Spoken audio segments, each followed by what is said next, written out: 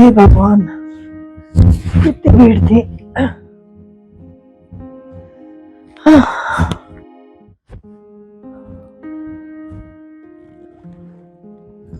मिल गई मम्मी जी पेंशन आपको? हाँ बहू, ले आई पेंशन तो, पर बहुत भीड़ रहने लग गई है। खड़े खड़े ना पैरों में भी दर्द हो गया मेरे तो।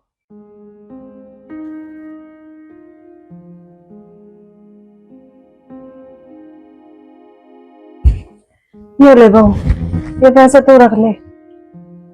मम्मी जी ये 1000 रुपए क्यों निकाले आपने? अरे बहू, वो है ना, गली में लोग भंडारा करवा रहे हैं, बस उसी में दान के लिए रखे थे। अरे तो क्या सारा भंडारा आप ही के पैसों से होगा? 100 रुपए दे देना, 1000 रुपए देने की क्या जरूरत है?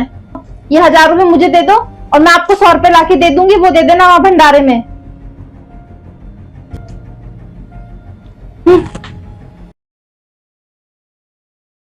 आज तो है ना शॉपिंग करके मजा ही आ गया। आप ना मुझे सब चीज दिला देते हो जो मैं आपको कहती हूँ। अरे तो भाई कर किसके लिए रहा हूँ। आ गए बेटा तुम दोनों, मैं तुम्हारा इंतजार देख रही थी। बेटा अब मेरे घुटनों में बहुत तेज दर्द रहने लग गया है, तू मुझे है ना किसी अच्छे डॉक्टर को दिखा दे। अब तो तकलीफ बढ़ती ही जा रही है, चलना फिरना भी मुश्किल हो गया है। हाँ मम्मी, मैं आपको है ना पास में एक अस्पताल है हड्डियों का, वहाँ दिखा लूंगा। बहुत नाम सुना है मैंने उसका। अरे उसकी तो बहुत फीस है, आप यही सरकारी हॉस्पिटल में दिखा देना, वहां पे भी बहुत अच्छे डॉक्टर हैं। हाँ ये भी ठीक कह रही हो तुम। मम्मी, इलाज तो चाहे प्राइवेट में हो या सरकारी में, इलाज से मतलब होता है। मैं आपको सरकारी अस्पताल में ले जाऊंगा। ठीक है बेटा, तुम मुझे सरकारी अस्पताल में ही दिखा देना।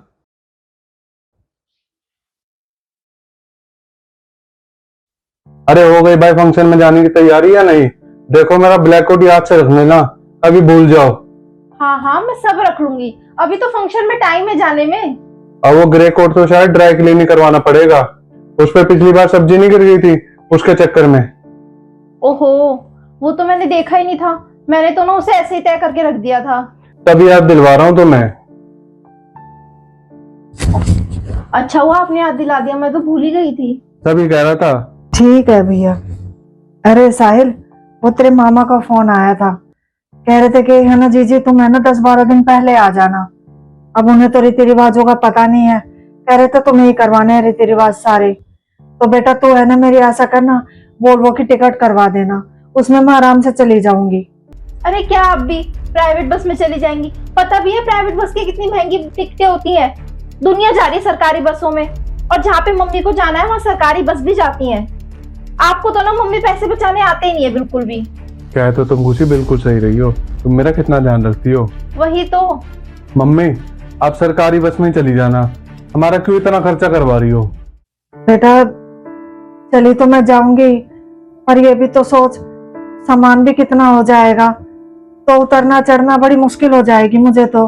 अरे तो मम्मी जी आप उसकी टेंशन मत लो, जो आपका जरूरी सामान होगा ना वो तो आप अपने साथ ले जाना, और जो आपका बचा हुआ सामान होगा वो हम अपने साथ गाड़ी में ले आएंगे। देखा मम्मी, खुशी आपके बारे में कितना सोचती है। हाँ बेटा, कुछ ज्यादा ही सोचती है।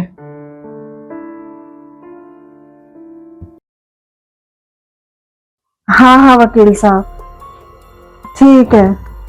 हाँ आप वो सारे पेपर्स तैयार करवा लेना, मुझे नई वसीयत बनवानी है। ठीक है। मम्मी जी नई वसीयत कौन सी? बहू, वो मैंने एक वसीयत तैयार करवाई थी, उसमें लिखा था कि मेरे जाने के बाद सब तुम्हारा होगा, पर अब क्या मम्मी? हाँ मम्मी जी अब क्या? अब मैं वो वसीयत बदलवाना चाह रही थी कि मेरे मरने के बाद मेरी सारी जितनी भी संपत्ति है वो सरकार को चली जाए। मम्मी जी आप ऐसा कैसे कर सकती हो? भला ऐसे भी कोई करता है कि अपनी औलाद के रहते अपनी सारी वसीयत सरकार के नाम कर दे? मम्मी हम तो कहीं के नहीं रहेंगे, हम तो आपके बच्चे हैं, भूल गई क्या आप? बेटा मुझे तो सब याद है, पर शायद तुम दोनों भूल रहे हो कि मैं तुम्हारी माँ हूँ। अरे मेरी जो जिम्मेदारियां तुम लोगों को निभानी चाहिए वो तो सरकार निभा रही है। अरे पैसे मुझे सरकार दे रही है, कहीं मुझे जाना हो तो मुझे सरकारी गाड़ी में जाना पड़ रहा है, इलाज मेरा सरकारी अस्पताल में हो रहा है। 2 रोटी देके तुम दोनों तुम दोनों को ये लग रहा है कि तुम अपनी जिम्मेदारियां निभा रहे हो। नहीं मम्मी जी, प्लीज आप ऐसा मत करना। मैं आपसे प्रॉमिस करती हूँ, अब से मैं ऐसा कभी नहीं करूंगी, आपकी पूरी सेवा करूंगी। हाँ मम्मी, मैं भी आपसे वादा करता हूँ, मैं आपकी पूरी देखभाल करूंगा। ठीक है, नहीं बदलूंगी वसीयत, पर एक बात कान खोल के सुन लो तुम दोनों।